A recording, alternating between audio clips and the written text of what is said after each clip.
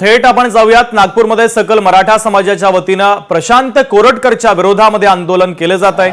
ही थेट नागपूरमधील दृश्य आपण पाहतोय। इतिहासकार तरी थेट दृश्य आपण पाहतोय। इतिहासकार इंद्रजीत सावंत यांना फोनवरून धमकी देण्यात आलेली होती आणि छत्रपती शिवाजी महाराज आणि छत्रपती संभाजी महाराज यांच्या संदर्भात आक्षेपार्ह विधान करण्यात आलेलं होतं। या विरोधात आता हे आंदोलन केले जाते। प्रशांत कोरटकर अद्यापही फरार आहे। मात्र नागपूरमधील आंदोलनाची ही थेट दृश्य आपण पाहतोय। प्रशांत कोरटकरच्या विरोधामध्ये आता नागपूरमध्ये सकल मराठा समाजाच्या वतीनं हे आंदोलन केले जात आहे। नागपूरमधील सकल मराठा समाजाच्या आंदोलनाची थेट दृश्य आपण पाहतोय। प्रशांत कोरटकरच्या विरोधामध्ये आता सकल मराठा समाज आक्रमक झाल्याचं पाहायला मिळतंय। प्रशांत कोरटकर हा पोलिसांना अद्यापपर्यंत सापडलेला नाहीये। सायबर पोलिसांची देखील मदत त्याला पकडण्यासाठी घेतली जाते, मात्र तो पोलिसांना चकवा देतोय। मात्र एका बाजूला आपण जर पाहिलं तर त्याच्या विरोधामधला हा रोष आता वाढत चाललेला आहे। महिला देखील आंदोलनात सहभागी झाल्याचं आपल्याला दृश्यांमध्ये दिसतंय। हातात भगवा झेंडा घेतलेले सकल मराठा समाजातील हे सगळे नागरिक या ठिकाणी जमलेले आहेत आणि प्रशांत कोरटकरच्या विरोधामध्ये हे आंदोलन आता केले जात आहे।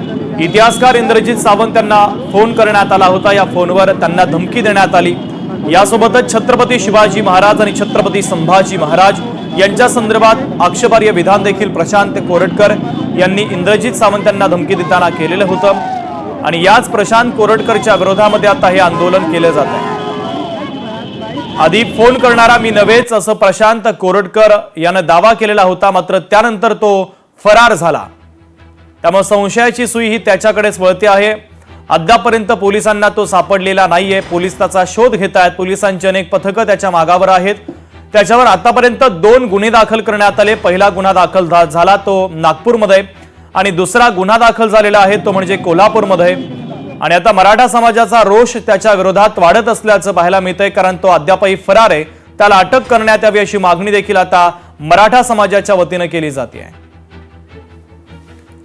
ज्ञानेश्वर पवार आपले प्रतिनिधी आपल्याला आंदोलनाच्या संदर्भातले अधिकचे अपडेट देतात। ज्ञानेश्वर, सकल मराठा समाज नागपूरमध्ये प्रशांत कोरटकरच्या विरोधात आक्रमक झालेला आहे। अगदी शुभम, आपण पाहायला गेलं तर प्रशांत कोरटकर यांच्या विरोधामध्ये कोल्हापूरला गुन्हा दाखल झाल्यानंतर काल पुन्हा एकदा नागपूरमध्ये देखील त्यांच्या विरोधामध्ये गुन्हा दाखल करण्यात आलेला आहे। त्यानंतर आज जे सकल मराठा बांधवांकडून जे आहे ते नागपूरच्या महाल चौकातून ते संविधान चौकापर्यंत निषेध रॅली जी आहे ती एकूणच या ठिकाणी काढण्यात येणार आहे। आणि आपण बघतो की छत्रपती शिवाजी महाराजांच्या पुतळ्यासमोर सध्याला ते घोषणा जी आहे ती या बांधवांकडून एकूणच या ठिकाणी दिली जात आहे। प्रशांत कोरटकर मागील 2 ते 3 दिवसापासून फरार असताना त्याला अटक अद्याप का झालेली नाही। छत्रपती शिवाजी महाराजांबद्दल अशा पद्धतीने कोणी आक्षेपार्ह विधान करत असेल तर त्यावर कठोर कारवाई व्हावी याकरता जे आहे ते या ठिकाणी स्वाक्षरी मोहीम देखील एकूणच राबविली जात आहे। आणि त्याच अनुषंगाने आपण पाहायला गेलं तर मोठ्या प्रमाणामध्ये जे आहे ते सकल मराठा बांधव असेल आणि शिवप्रेमी जे आहे ते या ठिकाणी दाखल झाले आणि त्यांची तीव्र अशी प्रतिक्रिया जी या ठिकाणी एकूण दिसून येते। आपण काही लोकांची या ठिकाणी बोलण्याचा जे आहे ते प्रयत्न करूया। काय सांगाल या ठिकाणी आंदोलन करताय तुम्ही?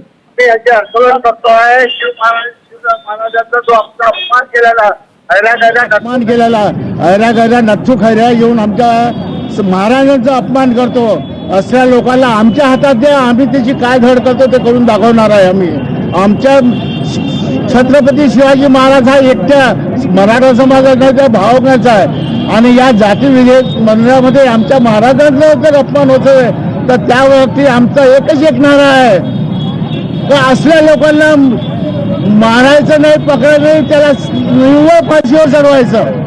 नक्कीच शुभ, आपण पाहू शकतो तीव्र अशा प्रतिक्रिया ज्या ते शिवभक्ताकडून या ठिकाणी उमटताना दिसतंय। छत्रपती शिवाजी महाराज जे आहे ते दैवत आहेत आणि अशा दैवतांबद्दल आक्षेपार्ह विधान करणाऱ्यांवरती कठोर कारवाई व्हायला पाहिजे। मात्र अद्यापही तो फरार आहे, पोलिसांच्या हाती का लागू शकला नाही असा सवाल जो आहे तो या ठिकाणी आंदोलकांकडून एकूणच उपस्थित केला होता। त्याचमुळे जे आहे ते नागपूरमध्ये आहे ते रोष प्रशांत कोरटकर यांच्या विरोधामध्ये जे आहे ते शिवप्रेमी आणि सकल मराठा बांधवांकडून एकूणच दिसून येत आहे आणि नागपूरच्या महाल परिसरातून जे आहे ते गांधी गेट समोरून ही रॅली आता थोड्याच वेळात निघेल आणि नागपूरच्या संविधान चौकापर्यंत जाणार आहे। मात्र आपण जर पाहायला गेलं तर प्रशांत कोरटकर यांच्यावरती गुन्हा दाखल होऊन सुद्धा तो का सापडला नाही असा सवाल जो आहे तो या रॅलीच्या माध्यमातून एकूणच या ठिकाणी विचारला जातो। ज्ञानेश्वर, महत्वाचे अपडेट या आंदोलनाच्या संदर्भातले पोहोचवलेले आहेत। तुर्तास धन्यवाद। लोकशाही मराठी ऐका, पहा, जागरूक रहा.